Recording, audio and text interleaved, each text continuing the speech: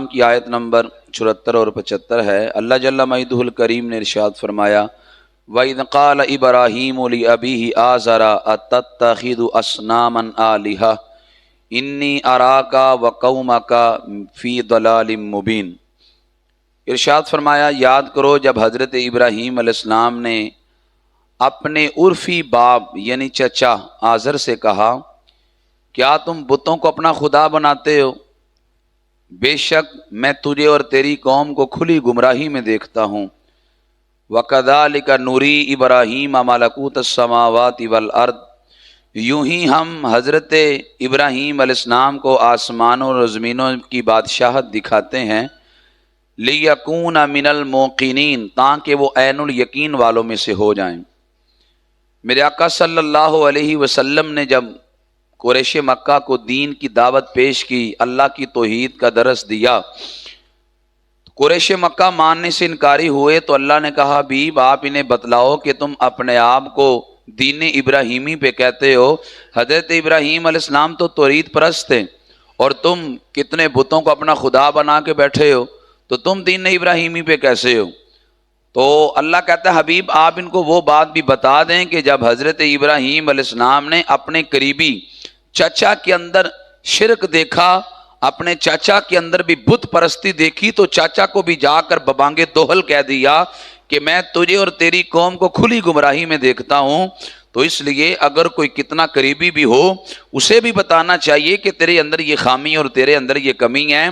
اللہ نے کہا حبیب وَأَنذِرْ عَشِيرَتَكَ الْأَقْرَبِينَ، آپ سب سے پہلے اپنے قریبی رشتہ داروں کو ڈرائیے، اپنے مان جائیں، قریبی مان جائیں تو دوسروں کا ماننا بڑا آسان ہوتا ہے، لیکن اپنے جلدی نہیں مانتے۔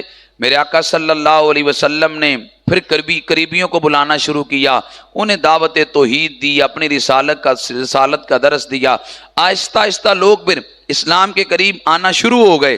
تو اللہ کہتا ہے حبیب آپ ان کو بتائیں کہ جب ابراہیم علیہ السلام نے اپنے عرفی باپ آزر سے کہا تھا کہ تم بتوں کو اپنا معبود بناتے ہو، اب یہاں پہ بات جو سمجھنے کے قابل ہے وہ یہ ہے، میرے آقا صلی اللہ علیہ وسلم ذرا اپنا کانوں کی کھڑکیاں نہیں دل کی بھی کھڑکیاں کھول کے یہ چند باتیں سننا۔ یہاں پہ جو بات قابل غور ہے وہ یہ ہے، میرے آقا صلی اللہ علیہ وسلم کا جو نسب مبارک ہے، نبی علیہ السلام کا جو نسب شریف ہے، حضرت آدم علیہ السلام سے لے کر جناب عبداللہ رضی اللہ تعالی عنہ تک کوئی ایک بھی ایسا نہیں ہے کہ جو شرک پہ ہو۔ حضرت آدم علیہ السلام سے لے کر نبی پاک علیہ السلام کے والد ماجد حضرت عبداللہ تک سارے کے سارے نبی علیہ السلام کے آباء و اجداد جتنے بھی تھے وہ سارے کے سارے توحید پرست تھے۔ نبی پاک علیہ السلام نے ارشاد فرمایا وَلَمْ أَزُلْ أَنْقُلُ مِنْ أَصْلَابِ الطَّاهِرِينَ إِلَىٰ أَرْحَامِ الطَّاهِرَاتِ، فرمایا میں پاک پشتوں سے پاک رحموں میں منتقل ہوتا آیا، یعنی حضرت آدم علیہ السلام سے لے کر جناب عبداللہ تو کوئی ایک بھی ایسا نہیں ہے کہ جس نے شرک کیا ہو۔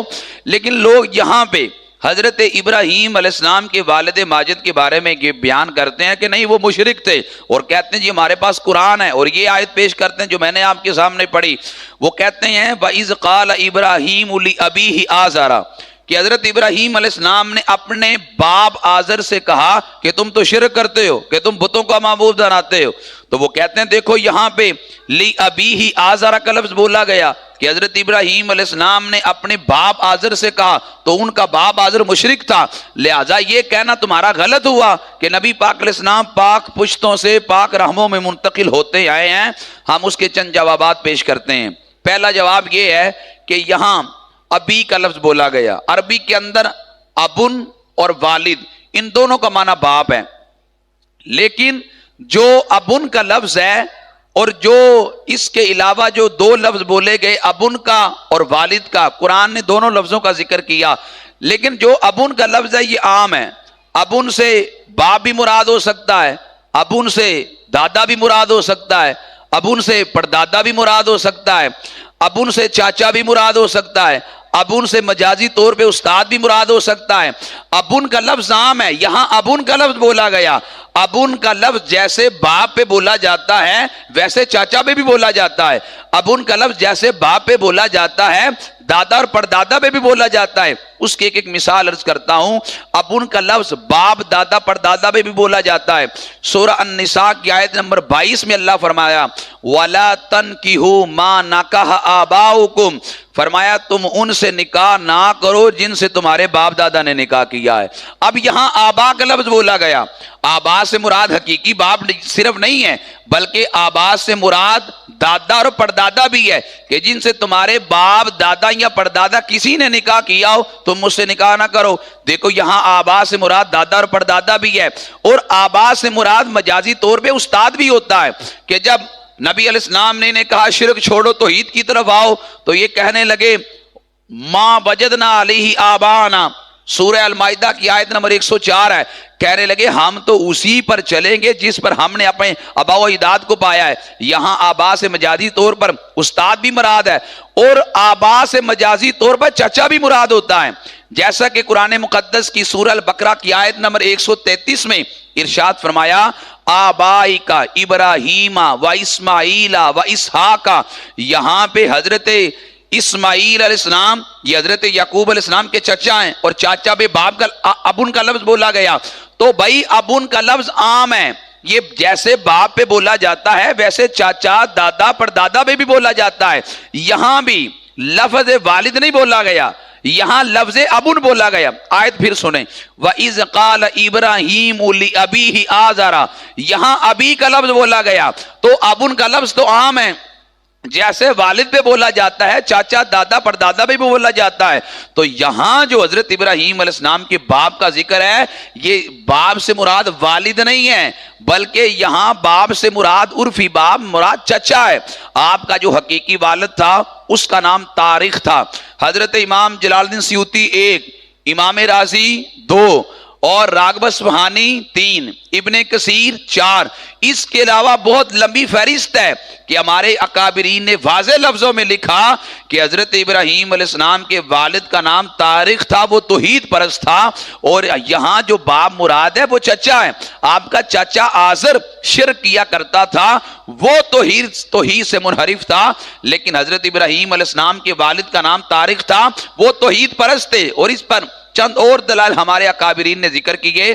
اب دیکھیں حضرت ابراہیم علیہ السلام نے اپنے چاچا آزر کے لیے دعا کرنے کا وعدہ کیا تھا. وجہ یہ تھی کہ آپ کے چاچا آزر نے کہا تھا میں آپ پر ایمان لے کے آؤں گا. آپ نے وعدہ کر لیا کہ میں تیرے لیے بخشش کی دعا کروں گا, لیکن قرآن کہتا ہے وَمَا كَانَ اسْتِغْفَارُ إِبْرَاهِيمَ لِأَبِيهِ إِلَّا عَنْ مَوْعِدَةٍ وَعَدَهَا إِيَّاهُ فَلَمَّا تَبَيَّنَ لَهُ أَنَّهُ عَدُوٌّ لِلَّهِ تبرأ منہ, سورہ توبہ کی آیت نمبر 114 ہے. حضرت ابراہیم علیہ السلام نے اپنے چاچا آزر سے جو استغفار کا وعدہ کیا تھا وہ اس لیے تھا کہ وہ استغفار کرے اور وہ ایمان لے آئے, لیکن یہ ظاہر ہو گیا کہ وہ تو کفر میں مرا ہے. آپ نے پھر اس کے لیے بخشش کی دعا نہیں کی. توجہ, آپ نے اپنے چاچا کے لیے پھر بخشش کی دعا نہیں کی چونکہ وہ کفر پہ مرا ہے.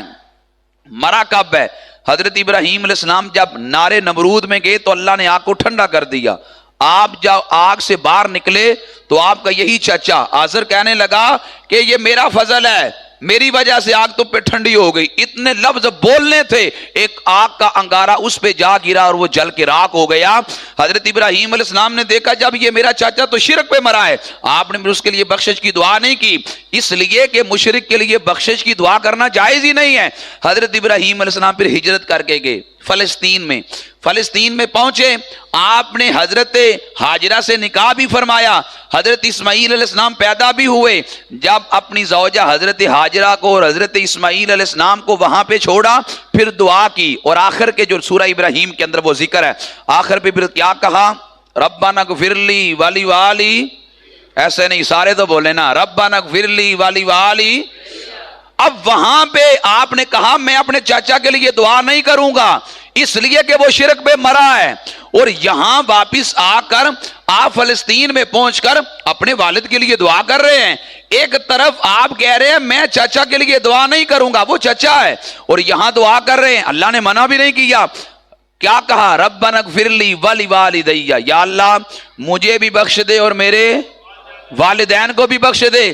پتا چلا والد کا لفظ حقیقی باپ پہ بولا جاتا ہے، والد کا لفظ نہ چاچا پہ بولا جاتا ہے نہ دادا پہ بولا جاتا ہے، والد اسے کہتے ہیں جو حقیقی باپ ہو، اور یہاں والد کا لفظ ہے۔ اور حضرت ابراہیم علیہ السلام تو اپنے والد کے لیے دعا کر رہے ہیں، اپنی والدہ کے لیے دعا کر رہے ہیں۔ مجھے بول کے بتائیے گا کیا مشرک کے لیے دعا کرنا جائز ہے؟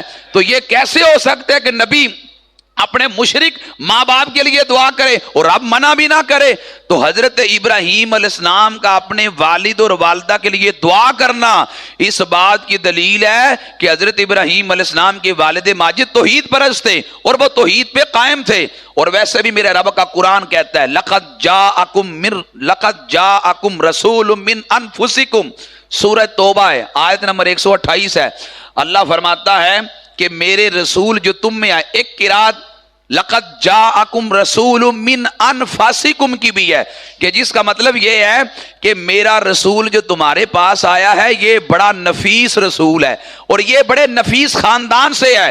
مشرک اور کافر کبھی نفیس نہیں ہوتا، وہ تو خبیث ہوتا ہے۔